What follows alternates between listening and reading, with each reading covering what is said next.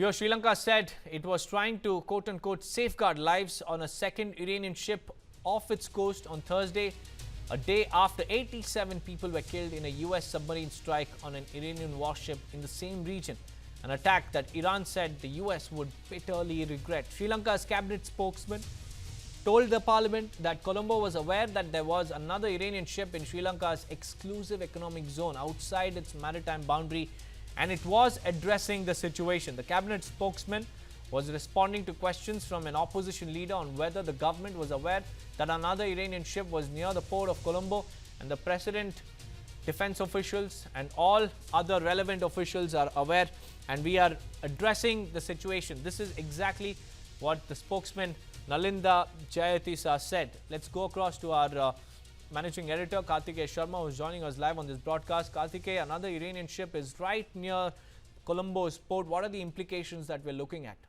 You see, I would say that the big picture is that there's a problem on the hands of Sri Lanka.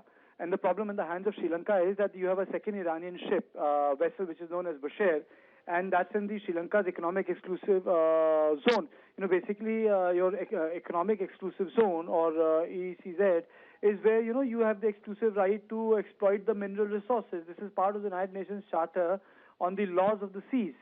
So if there is a vessel, and in the special economic zone, if there is an American, I would say, standoff or submarines, or a submarine brings it down, then I would say that it will also impinge on the sovereignty of Sri Lanka, because this action would violate the territorial agreements which the countries have.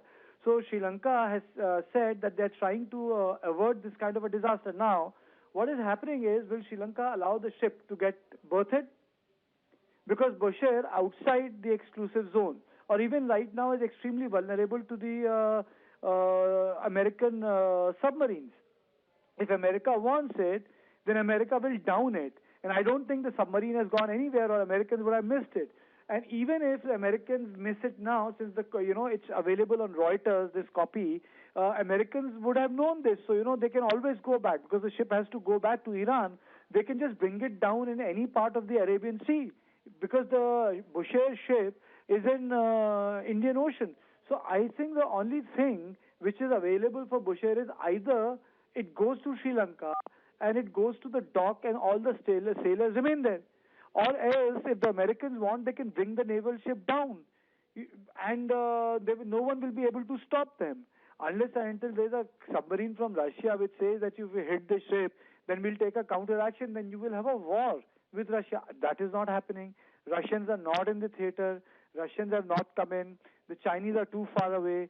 Russia is too much distracted by the Ukrainian war. So if America wants it, America will get it. If America wants to down this vessel, that they will go for it, because they know the only thing the critics can do is to tweet, put out a Instagram reel. That's about it. But Americans will get away with it, because ultimately we have to understand that the might is right in international politics, but the breakdown of the normative order which America itself created post-World War, post-Marshall Plan, it's a total collapse.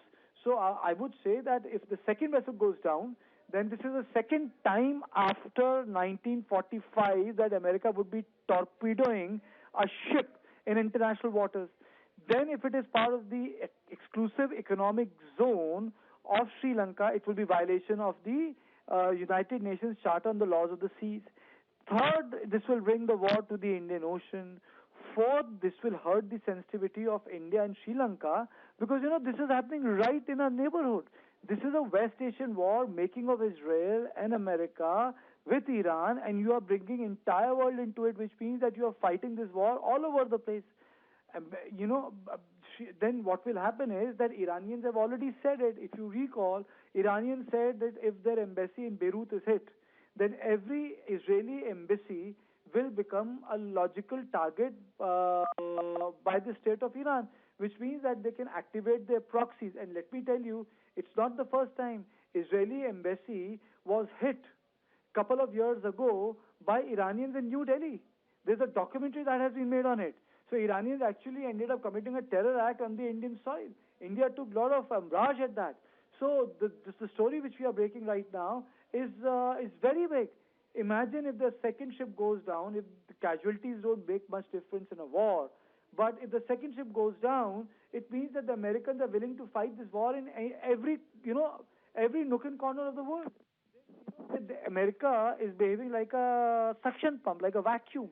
Qatar has stopped the LNG production. It's going to spike the fertilizer prices in India.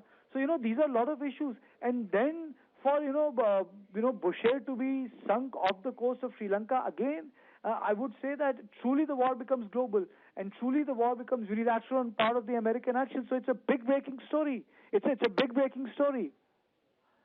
Karthikeyan, are we witnessing the opening of a new naval front in the US-Iran confrontation, now dangerously very, very close to South Asia? You see, there are two things that are happening. Americans are ahead when it comes to infrastructure destruction. Americans are destroying Tehran. Americans are destroying their underground nuclear facilities. Americans are destroying, industrial capacity.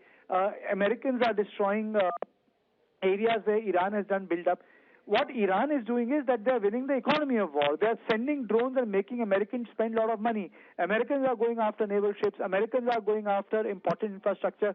Iranians are going after, like for example, water plant, Amazon, data cloud. They are making these pain. They are going after the pain point. They are making the pinch stronger for the entire world.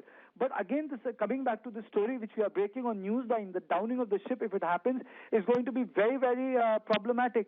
For us, for Sri Lanka, it's not going to make any difference to the world. The world will move on. They have already downed a frigate. What difference does a small ship make?